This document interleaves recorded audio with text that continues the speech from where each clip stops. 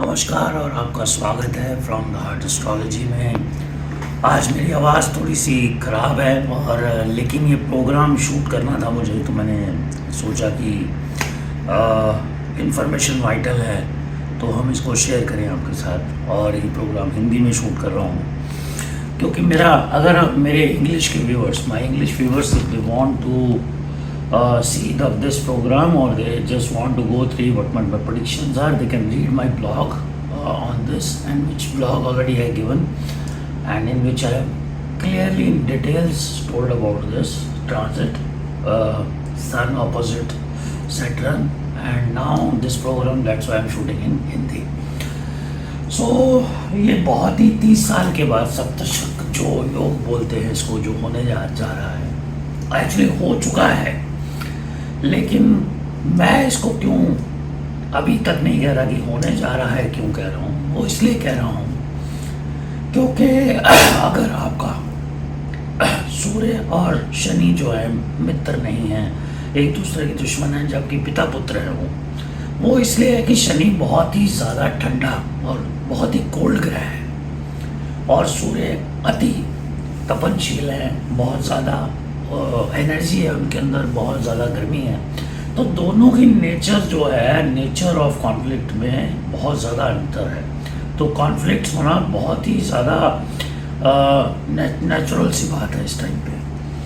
अब यहाँ पर जो सबसे बड़ी बात आ रही है, वो सबसे बड़ी बात ये आ रही है कि जो सूर्य अपने ही राशि में तो हैं, लेकिन उन जिन नक्षत्रों में ट्रेवल कर रहे हैं इस समय, वो जो नक्षत्र हैं वो सारे के सारे उनके अपने फेवरेबल हैं। जैसे कि उनका अपना ही नक्षत्र है जिसके 2 चरण वो देखेंगे, उसके बाद चंद्रमा उनका फेवरेबल नक्षत्र है जिसके वो 4 चरण देखेंगे, उसके बाद फिर वापस से वो मंगल के नक्षत्र में जाएंगे जहाँ पर और ज़्यादा उग्र हो जाएंगे जाके। तो मैं किसी को डराना नहीं चाहता, लेकिन सैटर्न इस समय रेट्रो चल रहे हैं। अगर सैटर्न इस समय प्रोग्रेसिव होते तो बहुत ज़्यादा इफ़ेक्ट जो है सूर्य देते, लेकिन सैटर्न क्योंकि रेट्रो हैं, ऑलरेडी उनकी एनर्जी इस समय डबल है और नेगेटिव एनर्जी है।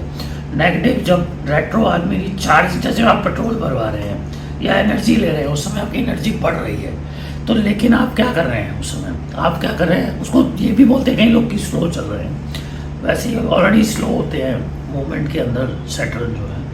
तो लोग ये सोचते हैं कि कहते हैं कि जब आप मूड ठीक नहीं है तो आपको उस समय जल्लाहट आ जाती है। जल्लाहट जब आती है तो आप उस समय जो डिसीजंस ले देते हैं वो कई रॉन्ग हो जाते हैं, और शनि तो न्याय के कारक है। तो ये दोनों का आमने सामने आना 30 साल के बाद ये बहुत ही ज़्यादा क्रूशल हो जाता है, बहुत ही ज़्यादा इम्पॉर्टेंट हो जाता है। सब राशियों के ऊपर भी इसका इफेक्ट आएगा।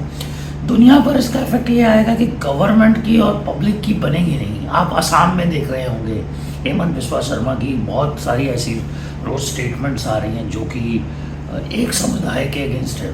इसी तरह से आप देश में भी देख रहे होंगे, 1 और 2 समुदायों, पहले राजनीति धर्म को लेकर थी, अब जाति को लेकर चल रही है। तो जब भी जाति के बारे में बात होती है तो ये आपको इंडिविजुअल अटैक होता है इसमें। तो इसमें कॉन्फ्लिक्ट गवर्नमेंट और पब्लिक के बीच में आना स्वाभाविक है, क्योंकि पॉलिटिकल पार्टीज़ का मुद्दा जो वोट बैंक होता है वो ज़्यादा तौर पे जातिवाद पर ही है, स्पेशली हमारी कंट्री के अंदर। तो यहाँ पर बहुत सारे कॉन्फ्लिक्ट्स हो सकते हैं, नेचुरल डिज़ास्टर हो सकते हैं, कहीं गर्मी ज़्यादा हो सकती है, कहीं सर्दी ज़्यादा हो सकती है, बर्फ़ पिघलने के बहुत सारे चांसेस दिखेंगे आपको, क्योंकि सूर्य जो है पिघलाएगा शनि को आमने सामने होने की वजह से।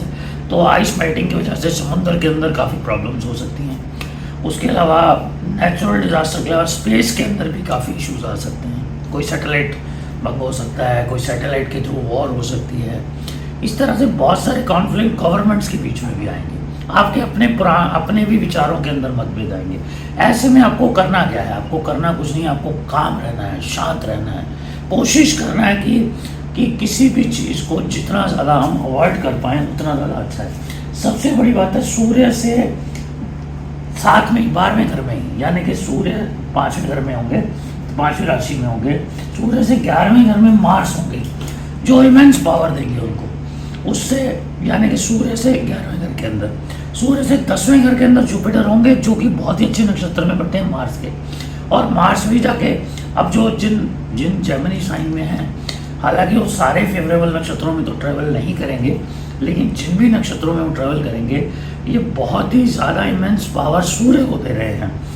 राहु इस समय वीक चल रहे हैं क्योंकि राहु मूवमेंट में है इस समय, राहु मूवमेंट में है इस समय सैटर्न की तरफ। मैंने आपको इस बारे में पहले भी बोला था कि राहु और सैटर्न काफ़ी लंबे समय तक साथ रहने वाले हैं, मैंने प्रोग्राम भी दिया है। लेकिन वो जिस नक्षत्र में साथ रहने वाले हैं कुछ दिनों के लिए, उसमें जब राहु जब पहुंचेंगे तो आपके जितने भी कर्म आपने कर रखे हैं अभी तक पिछले 2-3-4 साल के अंदर अंदर, वो उसका अकाउंट, या पिछले 30 साल के अंदर वो सारा अकाउंट शनि को देने वाले हैं। तो और खुद भी झूठ बोला है राहु ने, खूब आपसे बुलवाया है। तो शनि उस समय न्याय के कारक हो जाएंगे क्योंकि वो भी अपना नक्षत्र चेंज करेंगे, राशि नहीं कह रहा हूँ, फिर से कह रहा हूँ, राशि नहीं चेंज करेंगे, नक्षत्र चेंज करेंगे। नक्षत्र होगा उत्तरा भद्रा पहाड़ा और वो चले जाएंगे पूर्वा भद्रा पहाड़ा में। और तो उससे क्या होगा, पूर्व के जितने भी झूठ बोले, गलत कर्म सही किए और खुराफाते खुद ही करवाई हुई, वो सारी उठा के वो शनि की झोली में डाल देंगे। और शनि उस समय प्रोग्रेसिव भी होंगे, स्ट्रांग भी होंगे और वो आपको बहुत सारे ऐसे फल देंगे जो कि आपके लिए अच्छे भी हो सकते हैं और बुरे भी हो सकते हैं।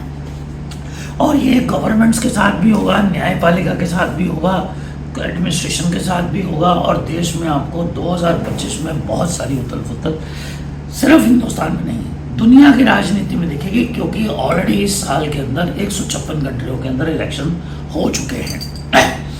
तो राशियों के बारे में मैं बात करने जा रहा हूँ कि राशियों पर इसका क्या प्रभाव पड़ेगा, क्योंकि मैंने अपना ब्लॉग दिया है इंग्लिश के अंदर। उस इंग्लिश के अंदर मैंने सारे जितने भी नोट कोशिश की है उन ब्लॉग्स की, तो वो मैंने आपको बताने की कोशिश की है। मैं उसी को ही हिंदी में आपको थोड़ा सा बताने जा रहा हूँ। एरीज के लिए थोड़ा सा कॉन्फिडेंस लॉस रहेगा, अग्रेसिव नेचर और नॉट इनजस्टिस को भी टॉलरेट नहीं कर पाएंगे आप, और अगर होगा आप करेंगे तो आपको ही उसके अंदर नुकसान हो जाएगा। टॉरस को थोड़ा ध्यान रखना है, प्रॉपर्टी डिस्प्यूट ना हो, ऐसा ना हो कि कोई मदर की हेल्थ खराब हो जाए, एग्रेसिव नेचर ना हो और कहीं उनका बड़ा नुकसान हो जाए। जेमिनी राशि यानी कि मिथुन राशि के लिए इमेज बिल्टअप का टाइम है, लेकिन इसके साथ साथ कोई आपकी इमेज सोसाइटी में डैमेज करने की कोशिश भी कर सकता है, इसको आपने ध्यान रखना है। Relationship with brothers and sister can be on the edge. और कैंसर साइन के लिए patience will be the key for success. Cancer का वैसे भी समय अच्छा चल रहा है क्योंकि गुरु इस समय आपके 11वें में है, साथ के साथ मंगल भी 1 महीने के बाद और पॉजिटिव हो जाएंगे आपके लिए और साथ में आपके लगन में ही आ जाएंगे। तो इसलिए कैंसर के लिए अच्छा ही ट्रांजिट है ये। उसके बाद बात कर रहा हूँ लियो के लिए, उनको भी बहुत ही प्योर और अपनी रॉन्ग डीड से बचना पड़ेगा, गवर्नमेंट के डीड से बचना पड़ेगा, कोई ऐसा कॉन्फ्लिक्ट ना खड़ा करें जहाँ पर उनके लिए कोई प्रॉब्लम क्रिएट हो जाए। कन्या राशि के लिए ये हालांकि बहुत अच्छा तो नहीं है, लेकिन इनके लिए कर्ज वाला होगा। जितनी भी चीज़ों को, चैलेंजेस को वो अच्छे से हैंडल करेंगे और आने वाले समय के लिए वो उसके ऊपर ओवर पावर पा पाएंगे। बात करते हैं लिब्रा के लिए भी ट्रांजिट अच्छा है, लेकिन लिब्रा को ये बात का ध्यान रखना है कि सैटर्न और राहु जो है आपस के नज़दीक आ रहे हैं। जब राहु सैटर्न के साथ आके बैठेंगे और आपके कर्म भाव में होंगे और ये अभी से जस्टिस इनजस्टिस शुरू होगा। देखिए, जो भी आप जमा करते हैं वही आपके बाहर काम आता है। गलत जमा किया होगा तो गलत चीज़ सामने आएगी, राइट जमा किया होगा तो राइट आएगा। इसमें रिलेशंस को संभाल के रखने के लिए आपके लिए बहुत बहुत इम्पोर्टेंट है। ये ज़रूरी है कि आप रिलेशनों को आवेश में आकर खो न दें। उसके बाद बात करने जा रहे हैं हम लोग स्कॉर्पियो राशि के बारे में। इमेंस पावर, कॉन्फिडेंस का बूस्ट होगा आपके अंदर और आपके लिए अच्छा भी है, लेकिन ओवर कॉन्फिडेंस, ईगो आपके लिए नुकसानदायक हो सकती है। बात करने जा रहे हैं सैजिटेरियस राशि की। सैजिटेरियस राशि के लिए रॉन्ग डीड से बचना है, नेगेटिव एनर्जी से बचना है और आपके लिए बहुत सारे मिराकल्स वेट कर रहे हैं। बस आप उन मिराकल्स की पॉजिटिविटी के साथ एक्सेप्टेंस कीजिए। उसके बाद बात करने जा रहे हैं एक्वेरियस राशि की। और ये जो एक्वेरियस राशि के अंदर बहुत ही महत्वपूर्ण होता है कि सूर्य आपके सामने आके बैठेंगे, आपको भी कॉन्फ्लिक्ट से बचना है और कॉन्फिडेंस का बूस्ट आपके लिए नुकसानदायक हो सकता है, पति पत्नी के रिश्तों को लेकर तलखी आ सकती है। इसके अलावा बात करने जा रहे हैं हम लोग पाइसेस राशि के बारे में, मीन राशि के बारे में। मीन राशि वालों के लिए ट्रांजिट थोड़ा सा कॉम्प्लिकेटेड भी है और थोड़ा सा प्रॉफिटेबल भी है। आपको ये खुद पता करना है, लेकिन आपके खर्चों में बहुत सारी कमी आएगी और बहुत सारी चीज़ों में आपको प्रोग्रेसिवनेस भी दिखेगी जो आज तक आपको नहीं दिखी।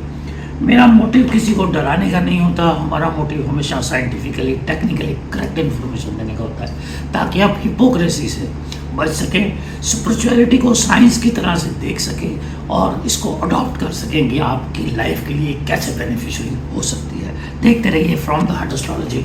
God bless you.